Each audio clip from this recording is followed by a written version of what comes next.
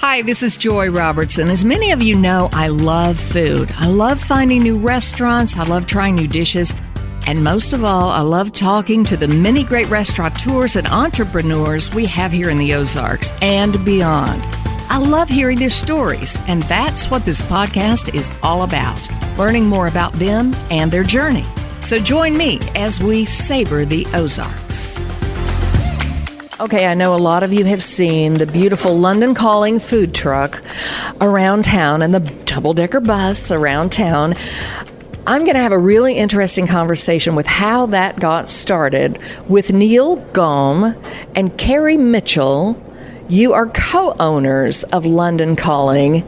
Neil, I'm going to start with you. Something about your accent tells me you're not from around here. Where do you come from? Well, it's not Arkansas either, but I'm originally from London, England, just outside northwest London.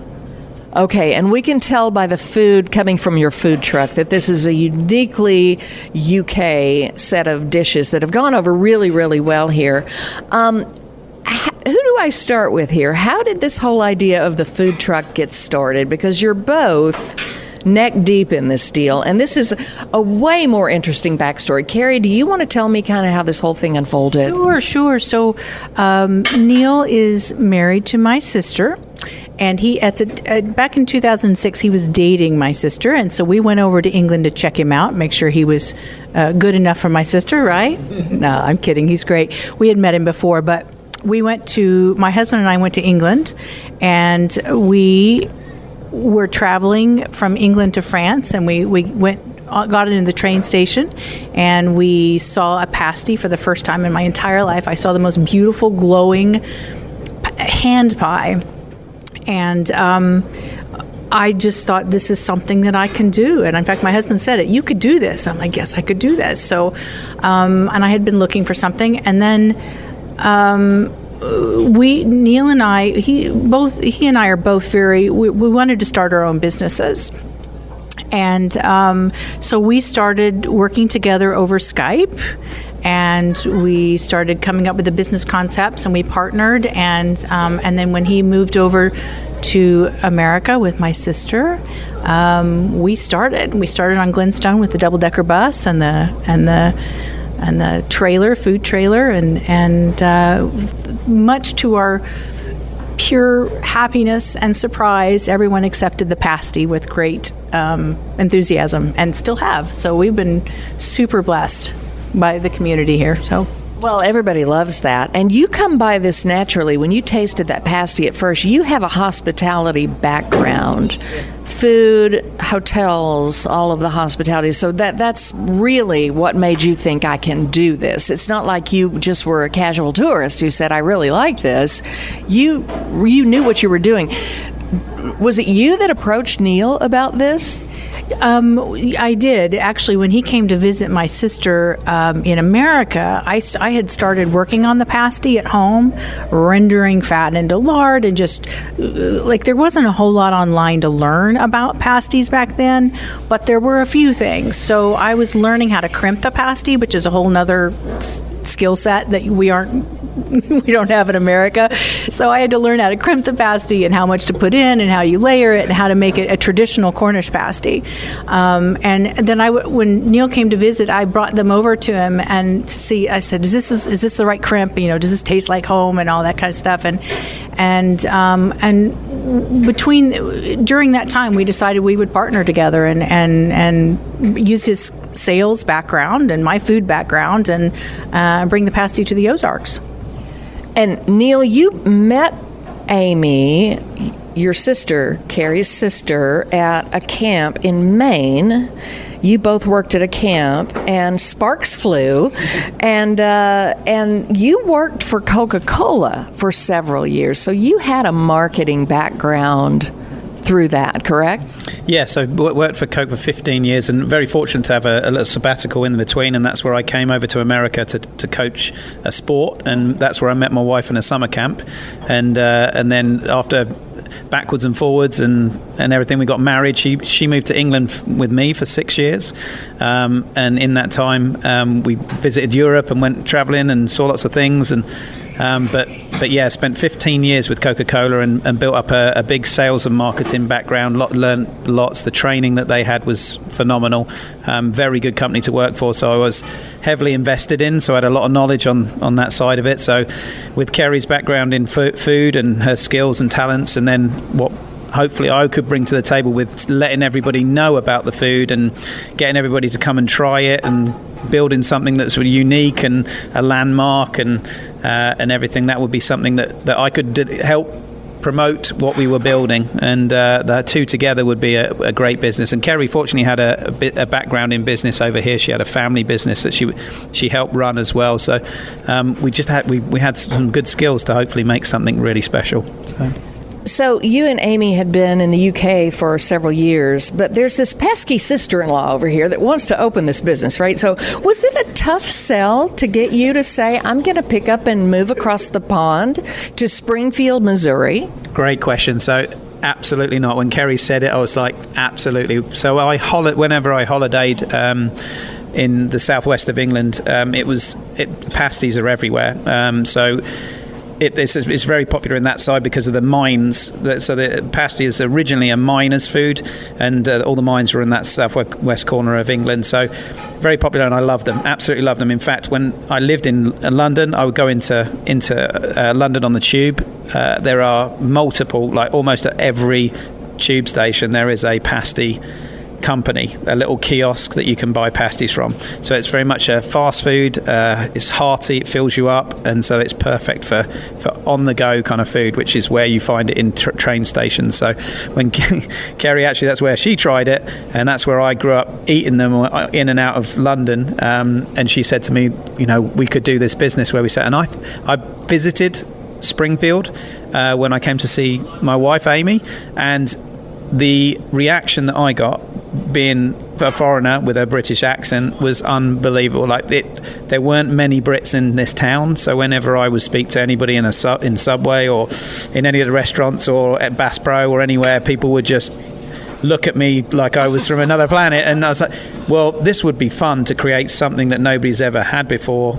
I definitely get a good reaction from the public. Like, people are really responsive to me and they want to chat with me and everything. So I thought this could really work over here. We got a really good relationship with England and America as well. Like we especially with the military. I've got a military background, and I always hear great stories about the military with so altogether it just really felt right. And I loved the fact that I was bringing something from my culture over to here and spreading something and doing something important, with our culture, and actually doing something that nobody has ever tried before over here. So it's really good. Speaking of never tried it, we have to assume that not everyone listening right now knows what a pasty is, and it's essentially kind of like a sort of half circle shaped little meat pie. It's a like you said, Carrie, it's like a Hot Pocket, but much better.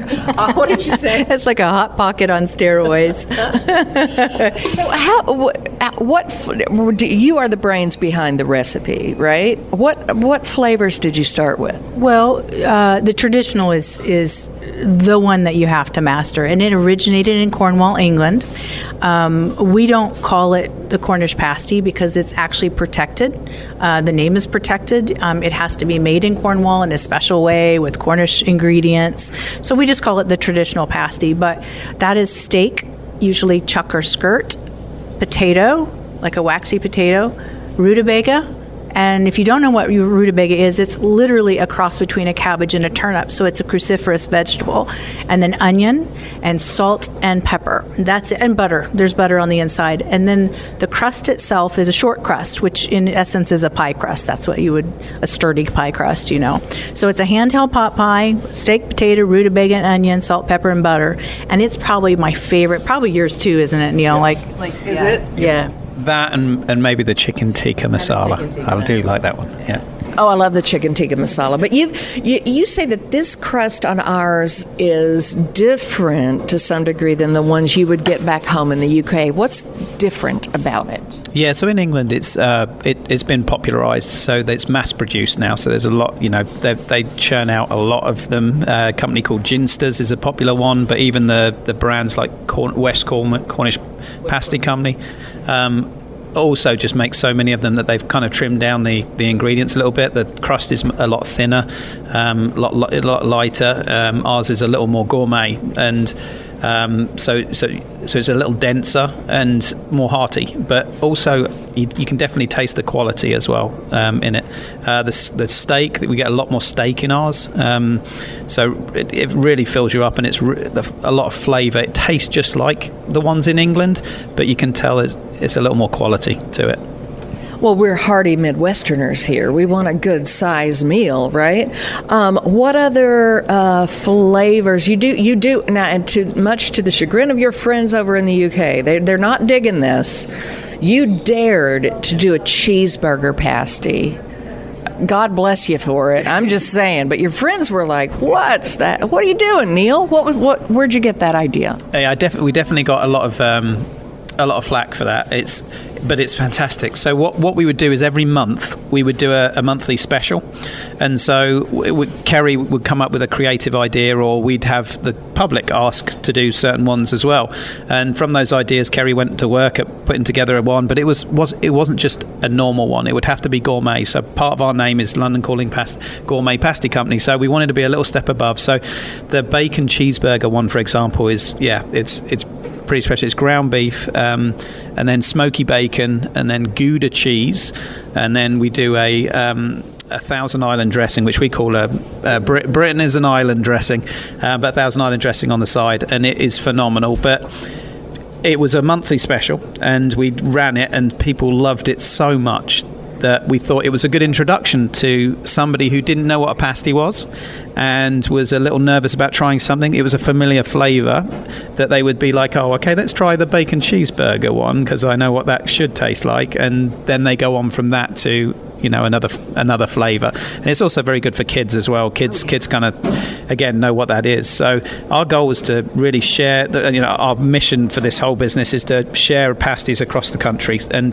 get people to try and enjoy them. So we wanted to make a few different flavours that catered for different tastes. And so that one, and then the pizza one as well, which is very similar to a calzone with Italian sausage, pepperoni, provolone, and a marinara sauce. And again, another familiar flavour that's very popular. And bacon cheeseburger, one year, I think it was 2 years ago, the bacon cheeseburger was our number one selling pasty, which disappoints me, but also I understand. The traditional was the second biggest, and it has been, the traditional has been the biggest seller every year, apart from 1 year where the bacon cheese took over. So yeah. So the bacon cheeseburger is now on the menu all the time. It is. Okay, good to know. Another thing that I love is the sausage roll. I am not shy to say that and I'm going to tell a real quick story. I came up to the truck when it was on Glenstone, and I wanted to try the sausage roll, but the person in front of me bought all the gravy. Do you remember that? Some man came in front of me and bought the gravy, like a big vat of gravy to take home. And I'm like, what did he just buy? And I remember it was like, there's a little scraping of this gravy. So I got my sausage roll and my little, tablespoon of gravy, and I was like, okay, you need to make more of the gravy. It's a Guinness gravy. And then, I don't know, a trip or two later, I took a selfie on the bus. Having finished my sausage roll, I was drinking the rest of the gravy. We still use that picture. we still use that picture on. See, you learn. You post things online. Sometimes they get used in different ways that you didn't expect. But I love that, and I proudly love the Guinness gravy. That was one of the recipes you came up with, Carrie. It was. I don't know if I should tell the story that I just told you before. No, Neil says don't tell that story. But when we first started, I was the only one that was making anything on our food truck, and so we didn't have a staff, and I was trying to prepare the menu and ready to open, and we were pushed to open. We needed to get open. We needed to pay for some things, so I didn't have time to perfect the gravy, and I had somebody come and tell me that I had not perfected perfected the gravy. Tough news to swallow, but sometimes it works in a roundabout sort of very good way. It does. No, it was a failure in my own mind because it was very important for us to have a gourmet product, but I just didn't have the time at that point because we really had to press to get open. So I immediately went to work and worked out the Guinness gravy and worked on the seasonings, and it's got real Guinness in it, like lots of Guinness beer in it. Now it's cooked out. You don't have to worry about getting drunk on it or anything, but I worked a long time to get it where it is today. So it pleases me so much that you like it. I really am so happy about that. So. Well, I love it, but the guy in front of me really loved it. And I'll never forget that. I was like, what did he just walk away with? I thought, that's what I want. I'll never forget. That was so funny. What other UK delicacies have you brought to the Ozarks on the truck that people are starting to grow accustomed to here? Yeah, so the shepherd's pie. So you said about the sausage rolls. Sausage rolls in England are very popular. And we do the farmers market in Springfield every Saturday. And that is the number one seller at the farmers market. It's real easy, handheld food, little snack size. So it's a little lighter than the pasty. And by the way, the sausage roll is some kind of a sausage wrapped in a pastry, correct? It's just, more of a puff pastry, correct? That's right, yeah. It's ground pork sausage with parmesan and herbs and then a puff pastry around the outside.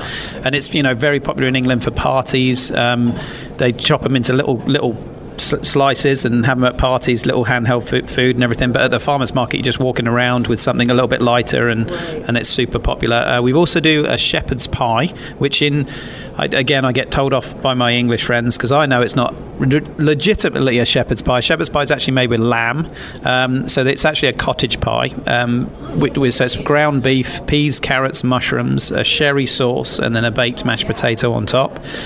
Super popular in the UK, really, really is popular, and it's one of our good sellers. We have a new place in Nix called 14 Mill Market, and it's almost the top seller at the farm at that market as well. So really popular one, and now we started doing fish and chips as well. So we opened up as a pasty company, wanted to really promote the pasty. That's what we wanted to be known for, and it was what we're still known for. But I want to say that every other person that came up in line said, do you do fish and chips? I mean, it's what we're known for in Britain.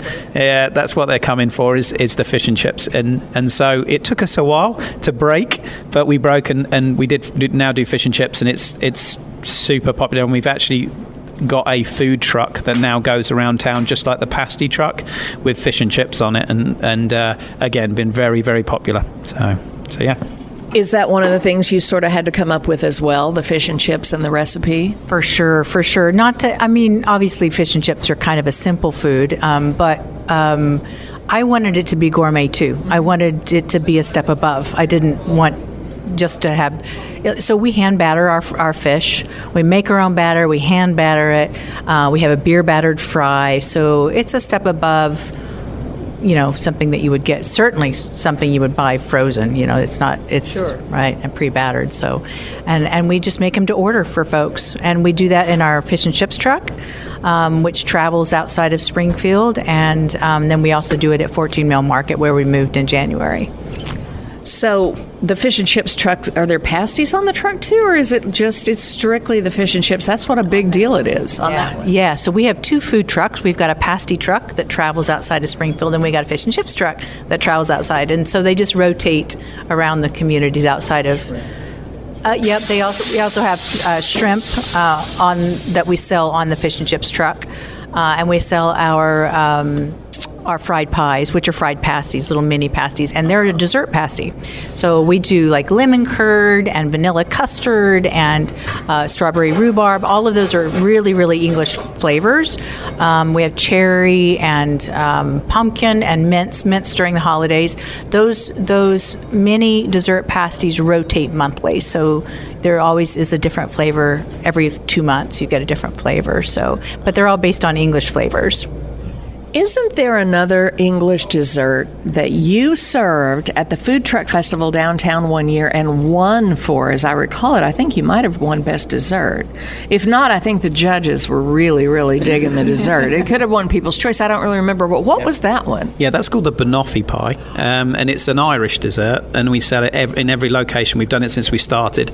It's really popular. It's got a graham cracker base, fresh bananas, caramel, whipped cream, and then cocoa powder on top.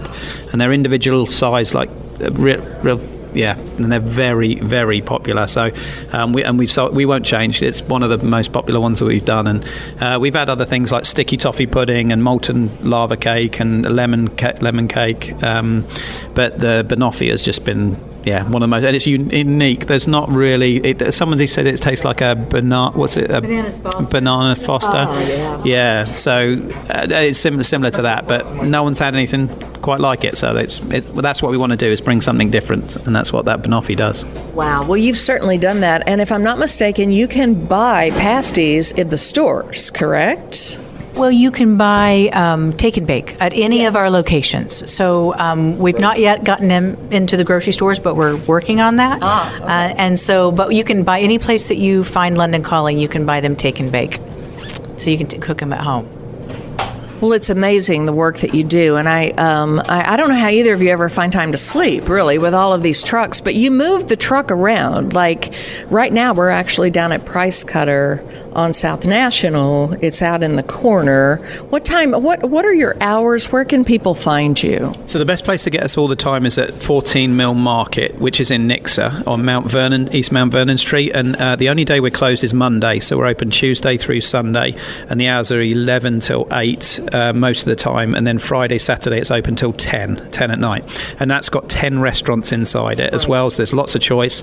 They got a bar, indoor outdoor seating, and they do karaoke and trivia nights and all kinds of fun stuff up there as well. So that's the best place to catch us all the time. And then we have the food truck, which if you look on Facebook, we tend to post every Sunday our schedule of where we're going to be, and the fish and chip and the pasty truck get put on there. And then we have a text service that if you're in a town such as Stockton, you would text this number and then reply back with Stockton, and it would text you every time we're in that town. So so if you're outside of Springfield, that's the best way to do it, is to be updated on the text service as well. So yeah.